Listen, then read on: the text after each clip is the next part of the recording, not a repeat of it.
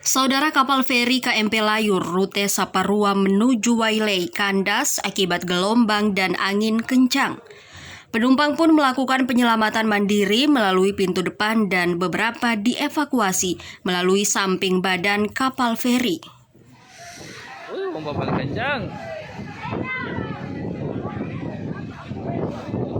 Ini adalah video amatir yang diunggah di laman akun Facebook Petra Kainama, memperlihatkan detik-detik feri KMP Layur yang kandas di pantai Dusun Wailei, Desa Latu, Kecamatan Amalatu, Kabupaten Seram, bagian barat Maluku.